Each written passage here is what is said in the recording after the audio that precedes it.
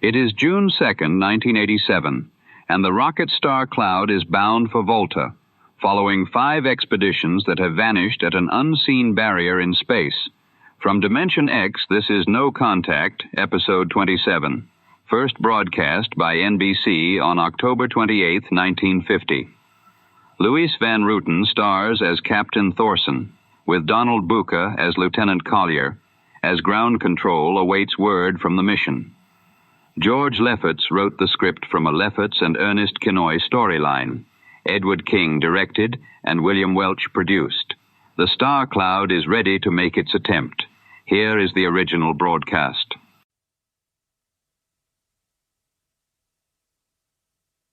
Described in future tense. Dimension X.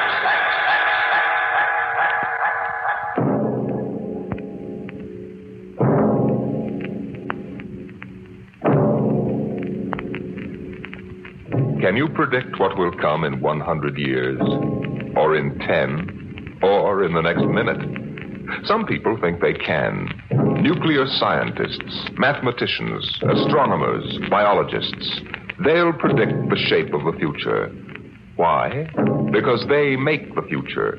Because they see beyond the known dimensions of time and space into the unknown. Dimension X.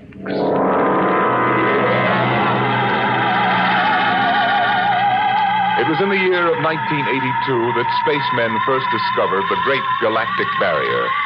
In the past 10 years, rocket travel to the moon and the nearer planets had become commonplace. And then men fixed their sights on a more distant star, the remote planet known as Volta. 5 exploratory ships went out, and none came back, each in turn disappearing mysteriously at the same vanishing point, at an invisible wall somewhere in the vast outer reaches that became known as the wrecker of spaceships, the Galactic Reef.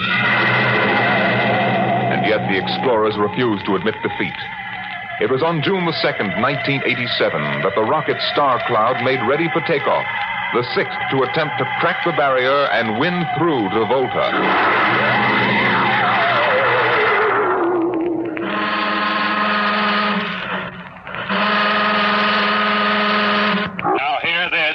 Condition green. 2 minutes. Captain, I don't suppose you'll want the ship's doctor up here on the bridge during blast off. I think not, Smitty. All right, then. I'll be in the sick bay counting vitamin pills if you need me.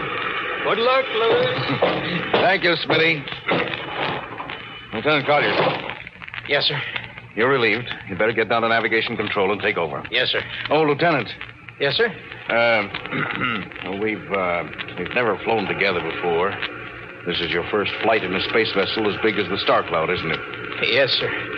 But I was trained in oversized jobs at the Naval Academy. Well, if you're half as good a navigator as your father was, you'll do fine. Thank you, sir. You were old shipmates, weren't you? Old shipmates. I served under him in the first rocket that ever got back to its base in one piece. We flew that mission in a tin can not much better than a primitive guided missile. I almost went along on the last trip your father made to the barrier. Too bad about that. Yes, sir. Now, that's all, Collier. I'll bus you when you get down to nav control. Lieutenant Paulson. Yes, sir. Get me ground control tower on the radio. I want to talk to Colonel Harrison. Sparks has the circuit up now, Captain. Go ahead, sir. I patched in our bridge speaker. Colonel Harrison? Yes, Captain? We're standing by for takeoff in 60 seconds. Good. The field is cleared of all personnel. We'll try to reestablish radio contact immediately after takeoff. In any event, there'll be a 24-hour ground monitor. Fine. Good luck. I hope you make it. Thank you. Bridge to navigation control. Nav control, Collier. Ready, Lieutenant? We're ready, Captain. The course is in the integrator for takeoff at 1200 hours. All right. Stand by for blastoff. Bridge to engine room. Fire up your rocket chambers. Take off at exactly 1200 hours. I'll read you off. 20 seconds. 19, 18, 17, 16. Condition red. Hold it. Revoke Condition all red. orders. Who turned in that alarm? We uncovered a stowaway, sir. Stowaway, where, Masters? Hiding in 6 Bay. Dr. Smithson found him. Have him brought up to the bridge. Engine room, kill your rockets and stand by. Thorson, This is Colonel Harrison in ground control. What's holding you up? Trouble. What's the matter with you? What's the matter with you? There's a stowaway aboard. Stowaway? Yes, I thought your men were supposed to police this base. What's the matter with you? All right, Captain, take it easy. You know what this delay can do to us, don't you? 1 minute later, takeoff can throw us a million miles off course. We'll have to reintegrate the whole works. Well, look, how long do you think it'll take? Don't bother me for a while. I'm busy. Stupid idiots. Captain Thorson. Oh, come in, Smitty. Here's your stowaway. I'll court-martial the... Charlie. Can you use a good radio man, Skipper? I see you two have met. Met? The skipper and me made 50 trips to the moon together. Didn't we, Captain? Charlie, if you wanted to come along, why didn't you volunteer? I did, Skipper. They turned me down. What's wrong with you? Acceleration bends. Oh. They said my arteries wouldn't stand another trip. Well, I'm sorry to hear that. But they're wrong, sir. I got one more good trip in me. Now, listen, Captain. You know these green kids don't know the first thing about space radio operations. You put a man like me on, I'll be getting you a bedtime story from Mars. Now, listen, Charlie, you know the regulations as well as I do. I can't take you much as I'd like to. Colonel Harrison will murder me for this. Oh, I'm sorry, Charlie. I'll have to put you aground. I'll tell you what. I'll ask Harrison to put you on as ground radio contact. It'll seem as if you were right here with us. He won't do it, sir. He'd better, or I'll have him busted to corporal for letting you sneak aboard. Now, you'd better be off, Charlie. Masters. Yes, sir. I'm sending this man aground. Give him time to clear the launching platform. Yes, sir. So long, Charlie. I'm really sorry. Good luck, Skipper. I thought you were going to have him drawn and quartered. If it'd been anybody else, I would have, Smitty. But Charlie, well, he's kind of special. Been with me since my first command, when Giller run to the moon. If he wanted to come along this time, well, it's only through loyalty to me. You know, Lewis, I didn't realize it before, but you're almost human. Bilge.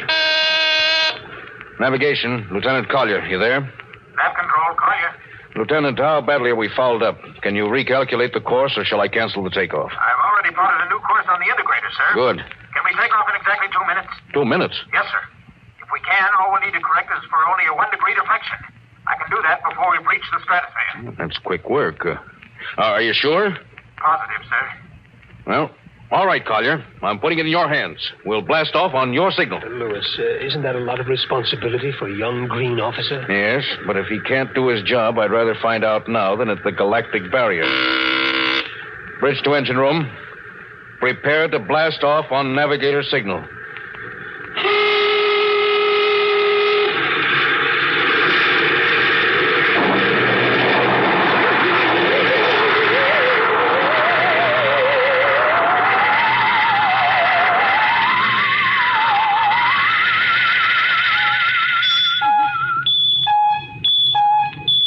How are we doing, Collier?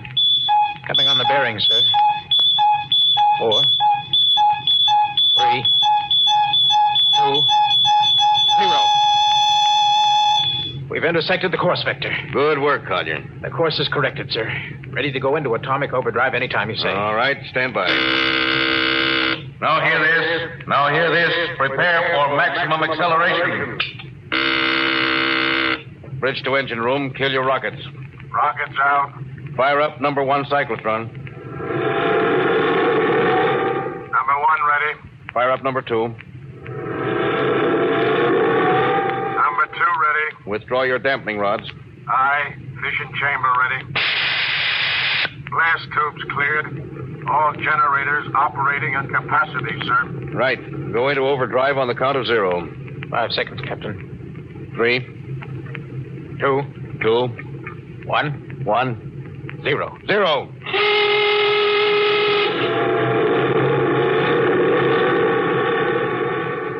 How are we doing, Collier? On course, sir.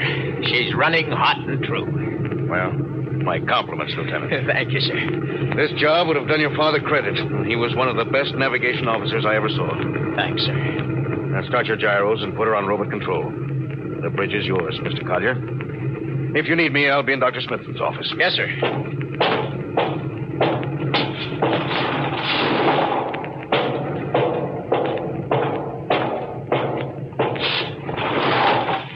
I see you got us off the ground. You can thank young Collier for that. Chip off the old block. You knew his father? Matter of fact, I knew him very well. First-rate spaceman. Is he the one who, Yes. He was lost in the galactic barrier on the second ship we sent out to Volta. Lewis, just what do you think this galactic barrier is? Oh, your guess is as good as mine, Doc. All I know is that 5 ships have gone into it. None of them have come back out. How about Miss Strovik's theory that it's a time warp in space, that the ships reach it and slip into another dimension? Rubbish. My theory is that the galactic barrier is nothing more than a radioactive layer of some kind. What makes you say that? Well, we know that radar signals bounce off it like they were hitting an invisible glass wall. And we know that it destroys our ships and crews in some way. But there's no other logical explanation. What makes you think we can get through it, Lewis? Because we're ready for it. The others weren't. The entire hull is completely shielded with lead. We can crack through any radioactive cloud ever detected. Besides, we're equipped with some new UHF radio devices that should enable us to maintain radio contact with Earth. Nothing can happen. Absolutely nothing. Who are you trying to convince? Myself, I suppose. Lewis, you've had your share of glory. First skipper to reach the moon back in 1962. You could have retired. Why are you risking this trip? Because 5 ships are missing. And men like Prentice and Marketson and young Collier's father. I'm tired of seeing good men fed into that meat chopper. Then why are we going? We haven't any choice, Smitty. We're in a race, the kind of race where men and ships are expendable. According to Interspace Code, the first nation to reach Volta can claim it. Personally, I want no part of it. Doc, there are a dozen nations who feel very differently about that. I know. You're right, of course. Well, at least it won't be boring. I'll have to play physician morale builder and mother substitute for 112 slightly nervous men. Your morale doesn't sound too good, Doc. As morale officer, I can state without fear of contradiction, it is terrible. And something tells me that as we approach that galactic barrier, I'm not going to be alone.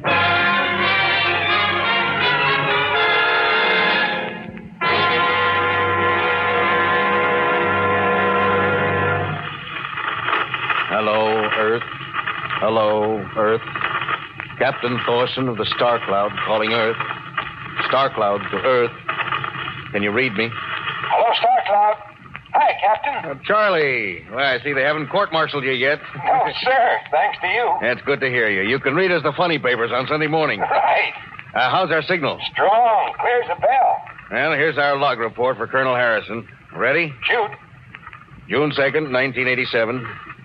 4 weeks out from Earth. Running true, no radiation. Operation normal.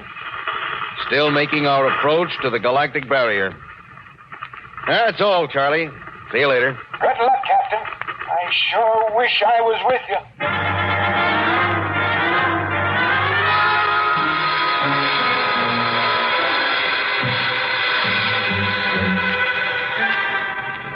How's the morale, Smitty? Well, the men know we're getting closer to the barrier.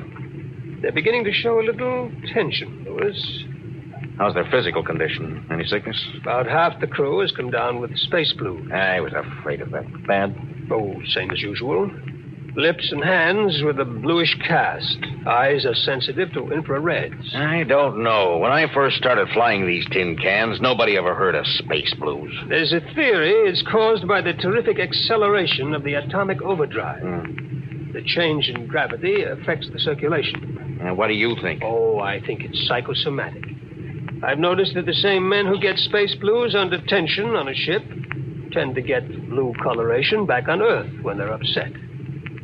I guess it's an occupational disease of space navigators. You think it's just nerves, then? I don't know. Young Collier's got a bad case. Yes, I think it's tension from overwork. Well, maybe he needs some vitamins. Lewis, when will you realize that vitamins are not a panacea for all the troubles of mankind?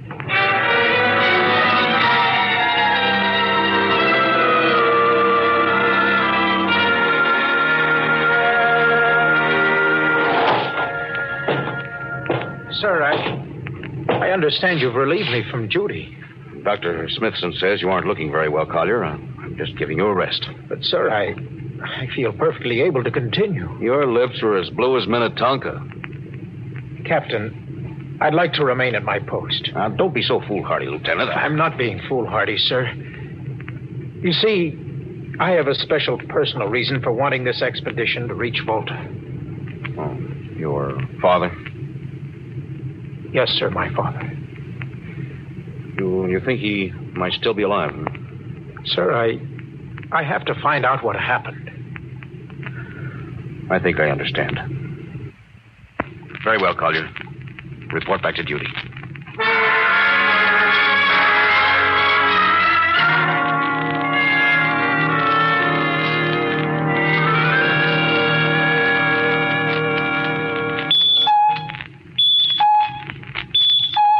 What's the reading, Paul? We're getting a +5 radar bounce now, sir. Coming off the barrier almost as fast as we send it out. What's the interval? 0.3 of a second. Shortening steadily. This rate will hit the wall in the next few minutes. All right. Alert the crew. Sound general quarters. Now hear this. Condition red. We are now approaching the galactic barrier. All hands to stations. All radiation detectors to be fully manned. Full security will prevail until further notice. That is all. Paulson. Aye, sir. Radar bounce is up to +6. We'd better try to make final contact with Earth. Is Spark still trying to raise the base? Yes, sir, but he's not having much luck. Huh? Seems to be some interference. Oh, that's the radio room now. Yes? You've got him? Well, cut in on the bridge speaker. The captain will take it from here. Hello. Star Cloud to Earth. Can you hear me, Earth? Hello, Skipper. I can barely read you. We're getting heavy static from sunspots. That's not sunspots. We're right on the galactic barrier. Getting a +7 radar bounce. Expect to hit the barrier almost any second now. Good luck, Skipper. Look, Charlie, stick with us, will you? We're switching to the automatic center now so you can track us in. Okay. If we crack the barrier and come through still in one piece, I'll try to get back to you on the high-frequency band. Gotcha, Skipper. Don't worry. I'll be waiting. So long, Charlie. So long, Star Cloud. We must be getting awfully close now, Captain. Echo's bouncing back so fast, it's almost beating the signal. Well, when they coincide, hold on to your hat. That's when we run into the wall. Any second. Hold on. Here goes nothing. Here it comes.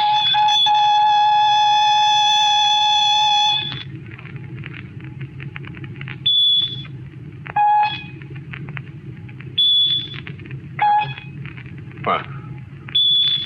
Nothing happened. We made it. We made it, Captain. No radiation, no time warp, no nothing. The crew's gone crazy, sir. Let them. They earned it. Hey, Doc, can you break out a few bottles of snake bite serum for medicinal purposes? I sure can, Louis. This calls for a celebration. How's your morale now? Couldn't be better. How's yours? Couldn't be better. Hey, what the? Condition red.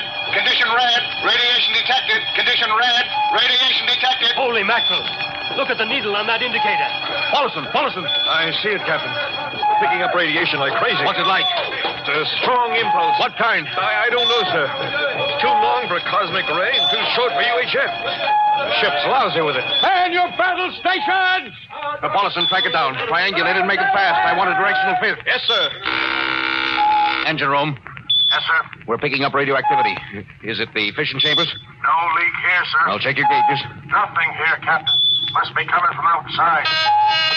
Damage control. Yes, sir? Is radiation penetrating the lead field? Haven't found anything yet, sir. Well, keep at it. Paulson, how are you doing? I've got it fixed, Captain. What is it? I'll have to recheck my figures. Hurry up. The angle is correct. Come on, man, for Pete's sake, what's the radiation from? It's coming from inside the ship. But that's impossible. Oh, sir, I've checked it twice. Well, it's got to be the engines. If it is, we're finished. Engine room. Yes, sir. That radiation must be in the overdrive pile. No, sir. It isn't here, sir. Are you certain? Yes, sir. All right, keep checking. Well, only one thing left to do. Paulson, get a Geiger counter. We're going to start combing this ship inch by inch. Yes, sir. Turn it on. Yes, sir. Ready, Captain. We'll check the atomic guns first. Come on. We'll cut through the officers' quarters to ordnance. Yes, sir.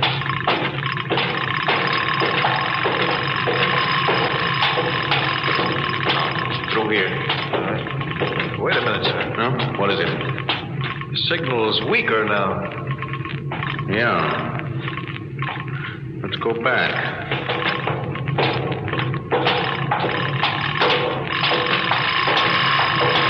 Hold it. Seems strongest right about here. Doesn't make sense. Whose cabin is this? Lieutenant Collier's. Collier! Oh, he's down in nav control, sir. Well, try the door. It's not locked, sir. Yes, it's in here, all right. Listen to that counter. It's strongest over here. Open that wall cabinet. It's locked, sir. I'll smash it. Shut off the Geiger counter. Well, what do you make of this, Paulson? Well, it looks like some sort of portable transmitter, sir. Must be foreign manufacture. I don't recognize the calibration symbols at all. I've never seen anything like it. Which raises a small question. What is Lieutenant Collier doing with a transmitter in his cabin? I don't know, sir. Well, I intend to find out, Paulson. Get down to nav control and bring Collier up to the bridge on the double. Well, hadn't we better find some way to shut this thing off first? I know a way.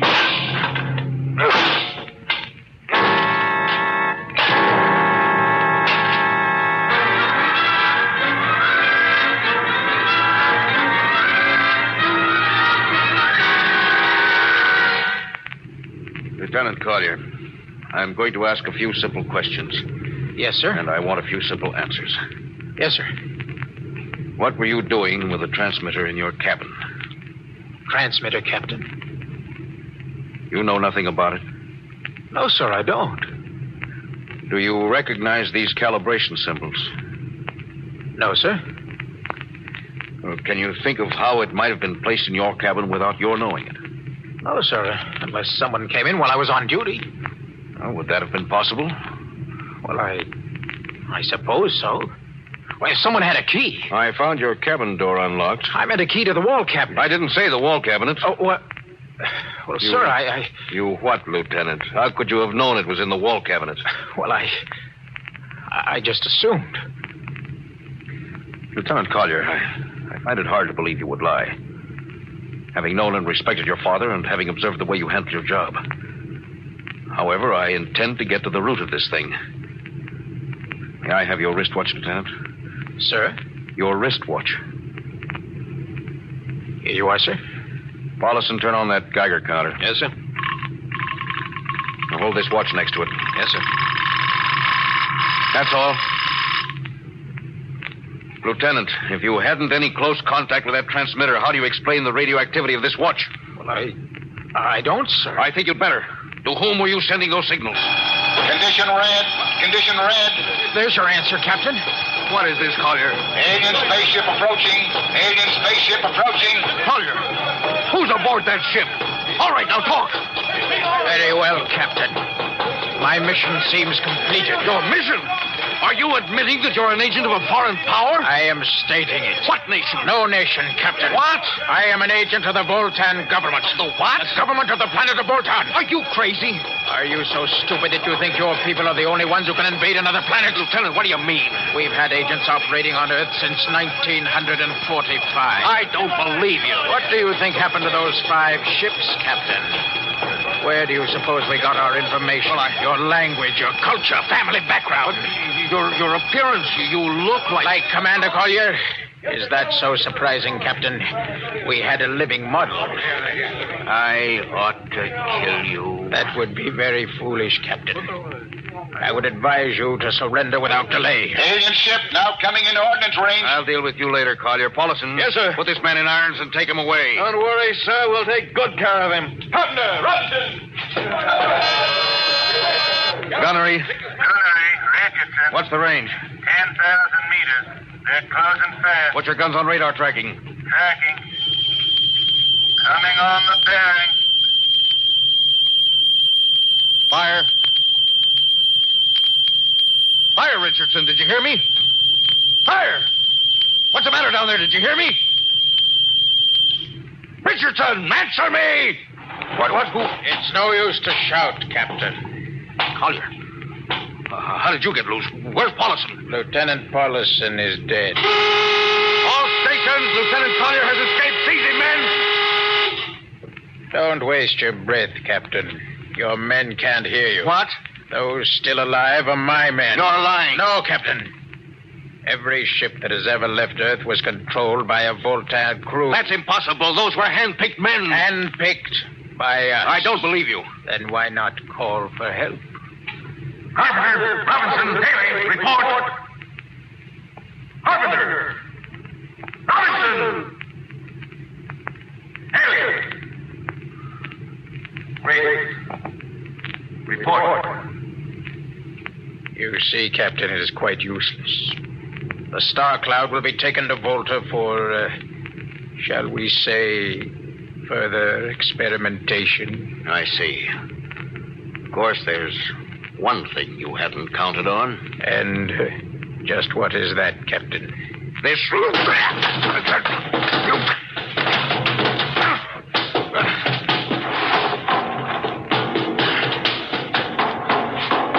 Carpenter! Are you in there, Lieutenant Carpenter? They can't all be dead. There must be one alive. Smitty! Dr. Smithson! Smitty! Oh, Smitty. What have they done to you? Lewis.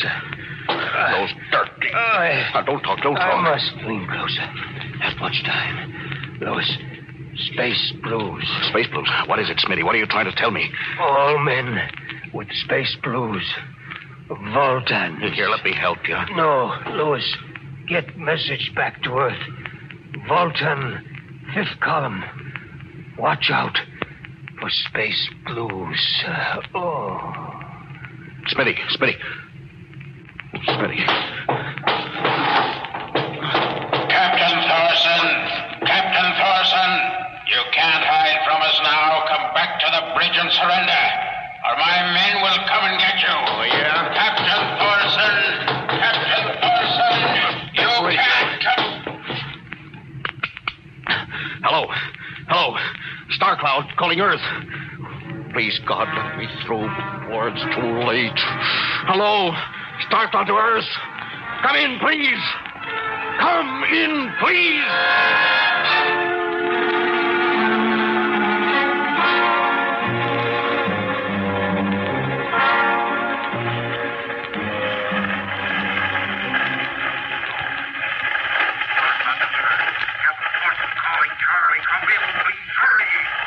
Hello? Can you hear me, Charlie? Skipper, is that you? It's, coming in a little louder now, Skip. Keep sending. Thank God, Charlie. Now listen to me. Not much time. Get word to Colonel Harrison. Crew, mutiny. Most of crew members, Voltans. What? Voltans. Spell that. V-O-L... Voltans? That's right. They're from the planet Volta. Skipper, are you all right? Look, Charlie, this is serious. They'll be here any second. Now listen, they have a 5th column on Earth. They're planning to invade you. You don't mean it. Of course I mean it. Now tell Harrison. Posing as humans, you can detect them by space blues. You got that? Only Voltans get space blues. Charlie, can you hear me? Space blue. I get you. That's right, Charlie. At the radio, you warn everybody. Captain? Open the door. Come on, Charlie. Captain Thorson. Hello. Hello, Star Cloud. Come in. What's the trouble, Sergeant? I was just trying to raise the Star Cloud, Colonel. Had any luck? No, sir. No contact. No contact. No, sir. Nearly an hour since they hit the galactic barrier. I don't understand why they haven't tried to get a message back. No, sir. Neither do I. All right. I'll take over for a while. Yes. You do that. You go right ahead, sir. Right. Oh, Charlie, you'd better go out and get yourself some coffee. You look a little blue around the gills.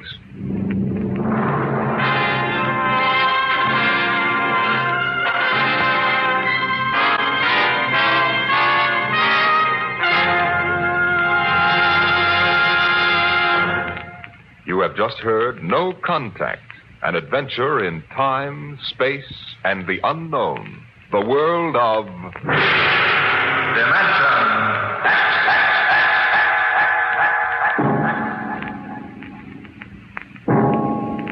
Next week we have a cheerful little tale that starts with the disappearance of Grant's tomb.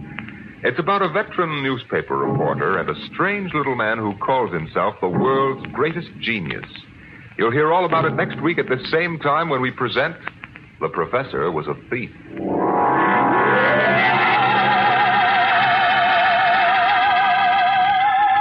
Dimension X has presented No Contact, an original story written by George Lefferts from a storyline by Lefferts and Ernest Kinoy.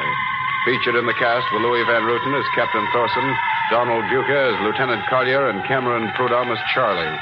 Your host was Norman Rose. Music by Albert Berman, engineer Bill Chambers.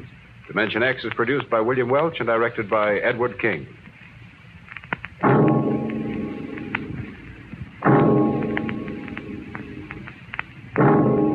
Stay tuned for the remarkable Quiz Kids on NBC. That was Dimension X with No Contact. Until our next gathering around the radio, good evening.